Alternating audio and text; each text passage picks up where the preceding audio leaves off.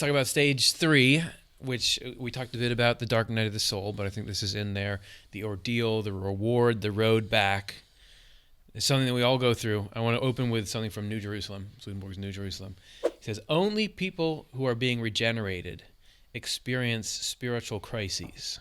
Because spiritual crises are times of mental anguish for people whose lives are devoted to goodness and truth. These crises are brought about by evil spirits. Dun, dun, dun. So this is how they do it. When they stir up the evils in us, and anxiety wells up inside, that is a symptom of our spiritual crisis. What is at stake in crises of the spirit is either the dominance of goodness over evil, or the dominance of evil over goodness. The evil that wants to take control is in our earthly or outer self, and the goodness is in our spiritual or inner self. You can be going through this and not even know that that's what's happening, but I don't know. There sounds like some stakes there, right? Yeah. For some reason, when you were reading that, it brought up a moment where I feel like I had like a tweak in my spirit, where something went, oh, this is one of those moments to live into this. And I had just finished up a memorial service for a person I didn't know, and it was families that I didn't know. It was a good hour away from where I lived. So it was an outdoor service, and then there's a reception, and somebody comes over to me to tell me, nice service, but too bad you're wrong about the afterlife. Yeah. And there's a big part of me that wants to defend my theology, my ideas, my understanding of this, and how dare you. Yeah. There's that part of me that wants to fight back in a way. But can I look at what's really good here and what's at stake and realize this isn't the moment for me to prove this guy wrong, to quote scripture at him. This is a funeral for mourning and grieving. And so anyways, there's interesting things where I've experienced over time the part of me that wants to and had in the past gone, no, I'm smarter, I've got this, I've studied this stuff. Yeah. And then there's the part of, no, but what's good here? Does bringing all that knowledge to bear right now actually help the circumstance, or is that just me building my ego or defending something?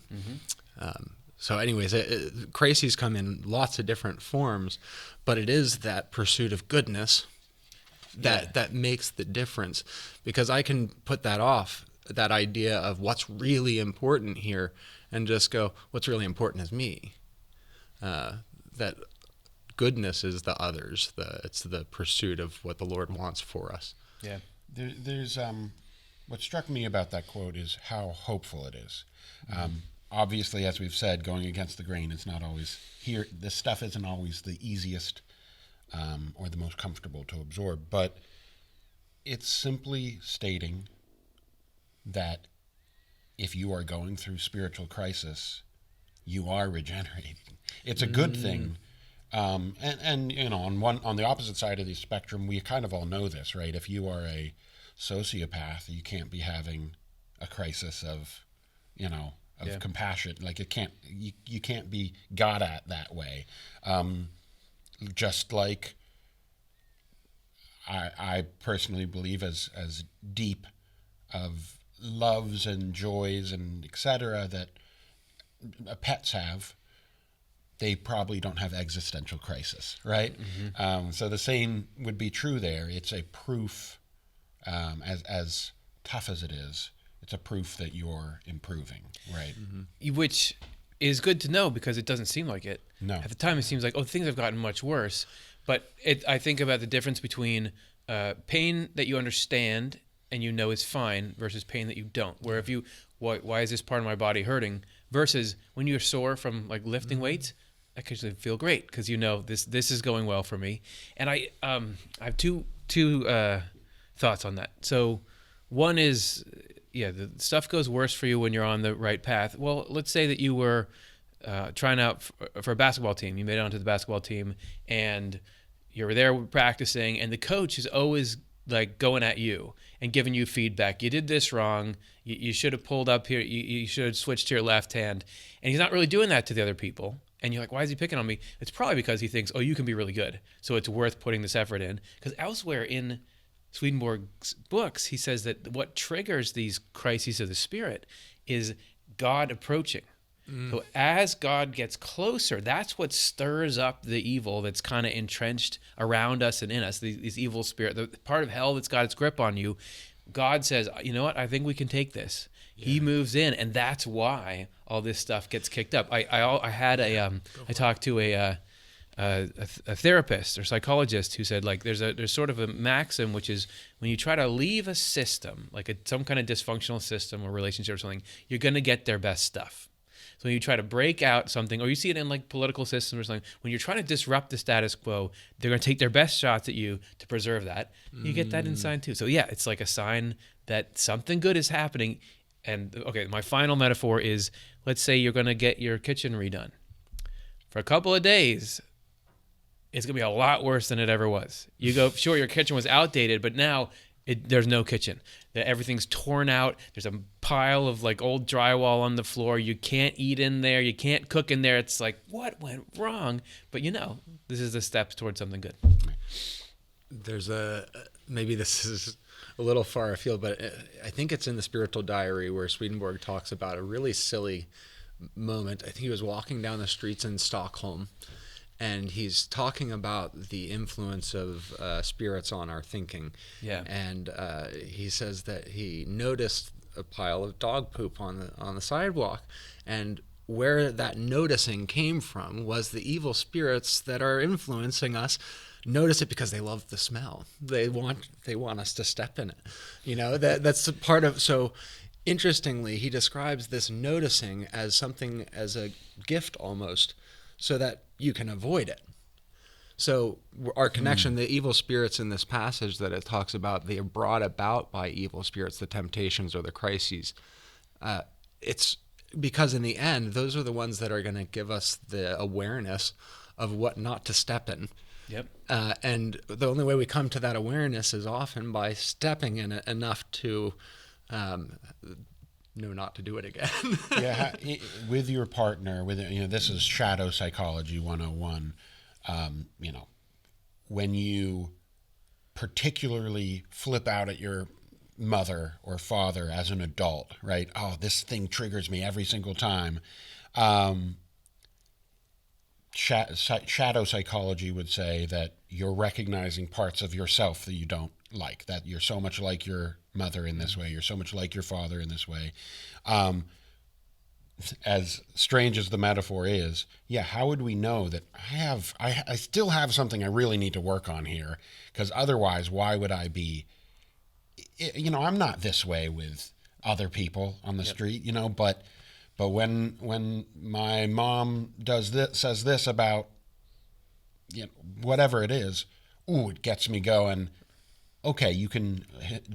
James Hillman, a post-Jungian psychologist, says pathology is the royal road to the soul. So that when something is pathological, when it's an illness, when it's a sickness, when it's a problem, you can reverse engineer it back to what your soul is saying. Yeah. What you resist persists, I think is the saying. Yeah. So getting new tires on your car is universally something everybody hates because it's super expensive and it's not exciting. There's nothing to it. One time I was coming back from the Philadelphia airport and it was like snowing a little, but not too much. But as I was pulling out, I did this wibble on the road and I was like, oh my goodness, I almost just lost control or fishtailed or something. And I don't know how to get out of that. I was on the highway. So I was just driving really cautiously all the way back. It might've been, but when they told me, like later I got my car taken in, they're like, oh, you got to replace your tires. And I was like, yes, I do. Yeah. Because I understood that had showed me, there is a problem here. Or I just connected those in my mind, whether or not that actually was what caused that. It made me think, no, I got to address this. Just like you're saying, I don't have anything going on. Oh, wait, as soon as this person does this, I'm there. There's something in there that wasn't there before. Well, and that would be a good sort of transition to the reward, the boon, right? In the oldest stories, it's literal treasure that someone gets for slaying the dragon, right? But we've gotten a little further on than that. So in these more modern stories, it is a sense of self and acknowledgement. So I want to hit on that word self and pass it to one of you two. I assume the direction we're going to quickly go with this as we wind down. The reward for regeneration in Swedenborgian theology would have to be the as of self doctrine. I just wonder if one of you could jump in and sort of explain what that is here. Sure. So the as of self as a principle is a concept where we recognize that everything that's really good and true comes from God, and yet we need to act as though it's our own in order to appropriate it or to make it a part of our permanent being. And so when we look at the whole of the Bible as a bookend, we talked about Garden of Eden and the book of Revelation. Symbolically speaking, it's taking us from that state of innocence of ignorance to innocence of wisdom. But it's also, there is a selfhood that is always going to be invested in that evil and false old self. The Bible talks about our old self and our new self, the old man and the new man. And that's always going to be there. And yet there is a new heavenly self that is implanted in us. And symbolically in the story of Adam and Eve, they have two children. One kills the other. And then there has to be a replacement. Yeah. So Cain killing Abel is kind of a symbolic part of the bad part of ourselves deciding to destroy the concept of autonomy or selfhood that we don't want, but the Lord has to replace that with something. And that's a selfhood that's invested in charity towards others. Yeah. Seth is born. And we always forget about Seth. There's Cain and Abel, but then there's Seth. You're just making that up. Not making it up. But that's the new selfhood that is implanted after we've kind of gone through the trials, through the crisis, and have come to a state where we're not using ourselves for ourselves. Writings talk about we aren't born for the sake of ourselves, but for the sake of others.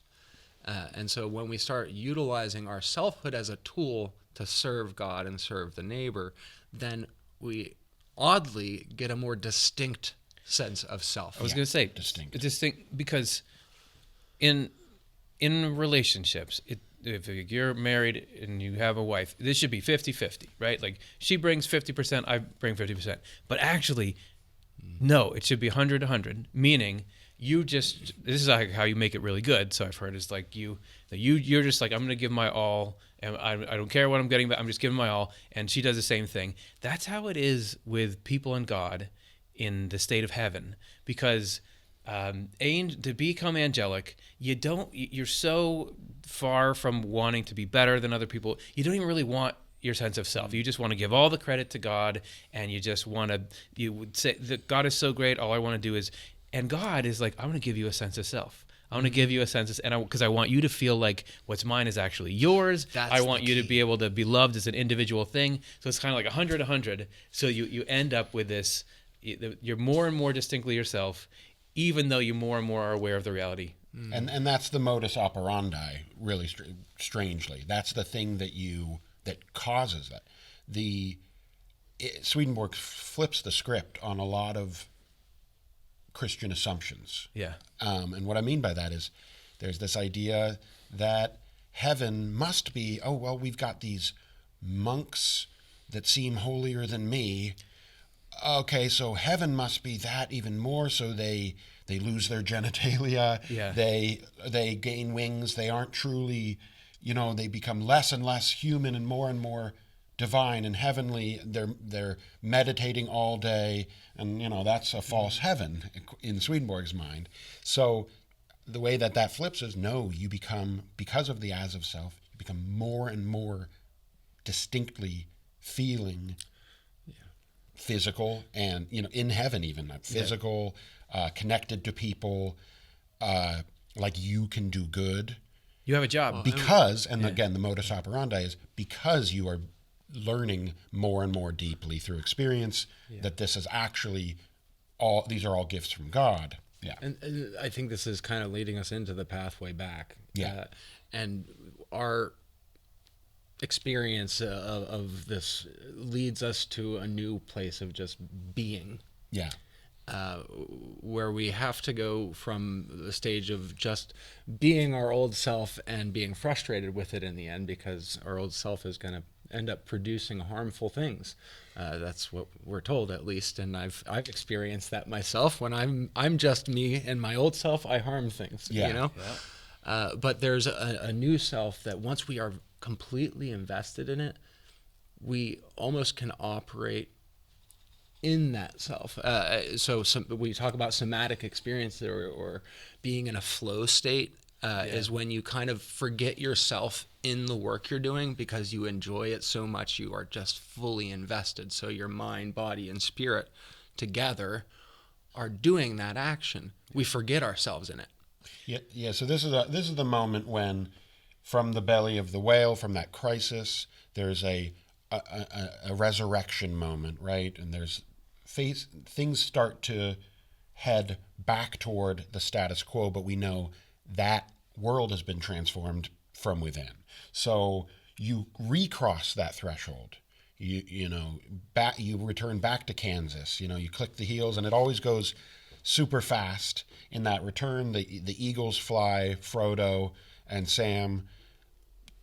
It took months and months to get there to Mount Doom, but now we really quickly pass that barrier, but we've returned with a boon, with a reward, a new way of viewing the world around them. I love from The Lord of the Rings that Pippin and Merry have, because of the hanging out with the Ents, they've literally grown. They're a full 4 inches taller than all the other hobbits. And they can't go back to the true status quo of what it used to be. Yeah. They now see the world in a different way entirely.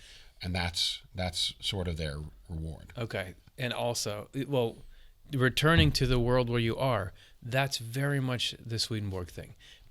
Swedenborg says a lot of weird things. You were just talking about spirits making him smell poop in the streets. Yeah. And he's talking about how you have heaven and hell influencing you all the time. And there's this whole spiritual side of life that is fantastic and has as much creatures, like it's like Lord of the Rings. But what Swedenborg tells you to do is just go right back into your regular life, and you're supposed to be nice to the people around you, do your job honestly, faithfully, justly, look out for evil things. Like the instructions are so mundane. You return from this big journey to go right back into your regular life with the boon. I love this. I think this goes right with that. This is Swedenborg from True Christianity. He says, during our spiritual tests, we are apparently left completely alone. Although, in fact, we are not alone. At those times, God is most intimately present at our deepest level, giving us support. Because of that inner presence, when any of us have success in a spiritual test, we form a partnership with God at the deepest level. There's your boon. It's like you come back into your regular life, but your partnership with God is on the next level. Yeah.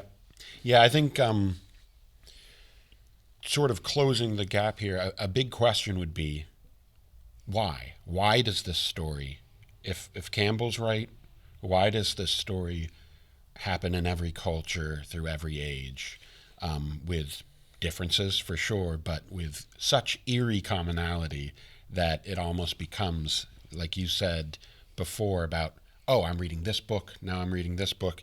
It's the same story. Yeah. It's eternal newness as well, but it's the same cookie cutter. It's the same model. This is something I've thought a lot about.